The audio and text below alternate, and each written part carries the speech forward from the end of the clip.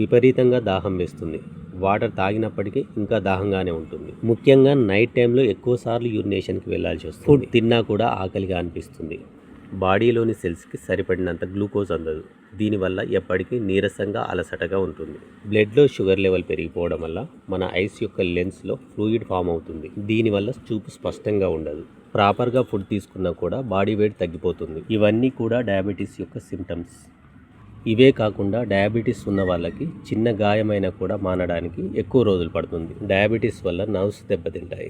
దీనివల్ల కాళ్ళల్లో చేతుల్లో తిమ్మిర్లు వస్తాయి. స్కిన్ ఇన్ఫెక్షన్, యూరినరీ ఇన్ఫెక్షన్ వీరికి ఎక్కువగా వస్తుంది. మెడభాగం, పొత్తి కడుపు మడతల్లో చర్మం నల్లగా మారుతుంది. అసలు డయాబెటీస్ అంటే ఏమిటి?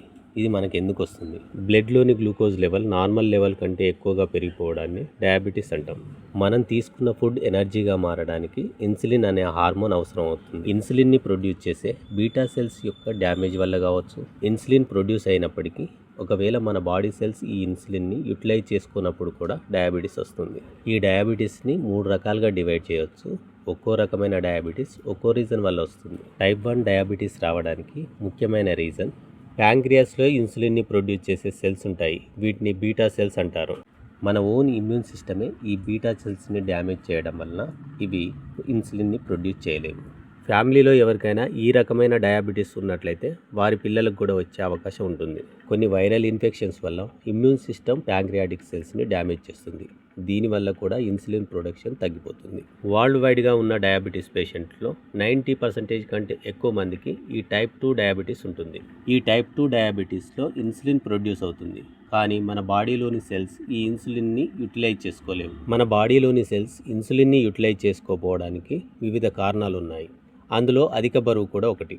ఒబేసిటీ ఉన్న వాళ్ళలో పొట్ట చుట్టూ ఫ్యాట్ ఫామ్ అవుతుంది. ఈ ఓవర్ ఫ్యాట్ వల్ల ఇక్కడ ఉండే సెల్స్ ఇన్సులిన్ని యూటిలైజ్ చేసుకోలేవు. ఎక్సర్సైజ్ చేయకపోవడం, రోజంతా కూర్చొని ఉండడం వల్ల ఇన్సులిన్ యొక్క కెపాసిటీ తగ్గిపోతుంది. ఎక్కువ క్యాలరీస్ ఉండే ఫుడ్ని తీసుకోవడం, షుగర్ ఎక్కువగా ఉండే కూల్ డ్రింక్స్ తీసుకోవడం, జంక్ ఫుడ్, వీటి వల్ల కూడా ఈ రకమైన డయాబెటీస్ వస్తుంది. వంశ పారంపర్యంగా కూడా ఈ డయాబెటీస్ వచ్చే అవకాశం ఉంది. 35 to 45 ఇయర్స్ దాటిన వాళ్ళలో ఈ రకమైన డయాబెటీస్ వచ్చే ముప్పు ఎక్కువ.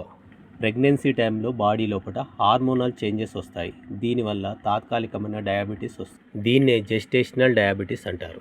ఇవే కాక ప్యాంక్రియాస్ దెబ్బతినడం, హార్మోన్ల ప్రొడక్షన్లో ఇంబ్యాలెన్స్, లాంగ్ టర్మ్ స్టిరాయిడ్స్ వాడడం, మెంటల్ ప్రెషర్, నిద్రలేకపోవడం ఇవి కూడా ఇన్సులిన్ ప్రొడక్షన్ పైన ప్రభావం చూపిస్తాయి. డయాబెటీస్, ముఖ్యంగా టైప్ 2 డయాబెటీస్ రాకుండా ముందుగానే అడ్డుకోవచ్చు. ప్రీ డయాబెటీస్ అంటే డయాబెటీస్ రావడానికి ముందు స్టేజ్లో ఉన్న వాళ్ళు కూడా సరైన జాగ్రత్తలు తీసుకోవడం వల్ల నార్మల్ స్టేజ్కి రావచ్చు. Proper food, exercise, doctor suggest చేసిన మెడిసిన్ వాడడం వల్ల ఈ డయాబెటీస్ని కంట్రోల్ చేసుకోవచ్చు. డయాబెటీస్ ఉన్న వాళ్ళు ఫుడ్ విషయానికి వస్తే రైస్, మైదా, షుగర్ని వీలైనంత వరకు తక్కువగా తీసుకోవాలి. ఫైబర్ ఎక్కువగా ఉండే మిల్లెట్స్, స్ప్రౌట్స్, గ్రీన్ లీఫీ వెజిటేబుల్స్ని ఎక్కువగా తీసుకోవాలి. లో గ్లైసెమిక్ ఇండెక్స్ అంటే బ్లడ్లో షుగర్ని నిదానంగా పెంచే జొన్నలు, రాగులు, సజ్జలు వంటి వాటిని ఆహారంగా తీసుకోవాలి. Sweets, cool drinks, ice creams వంటి వాటికి చాలా దూరంగా ఉండాలి. డైలీ 30 to 45 మినిట్స్ వరకు ఎక్సర్సైజ్ చేయాలి. ఓవర్ వెయిట్ని తగ్గించుకోవాలి.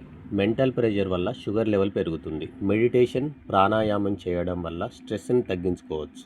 డైలీ 7 to 8 అవర్స్ ప్రశాంతంగా నిద్రపోవాలి. ఇంట్లో అయితే గ్లూకోమీటర్ ద్వారా లేదా ల్యాబ్లో క్రమం తప్పకుండా బ్లడ్ షుగర్ టెస్ట్ చేయించుకోవాలి. డాక్టర్ సజెస్ట్ చేసిన టాబ్లెట్స్ లేదా ఇన్సులిన్ ఇంజెక్షన్లు క్రమం తప్పకుండా తీసుకోవాలి.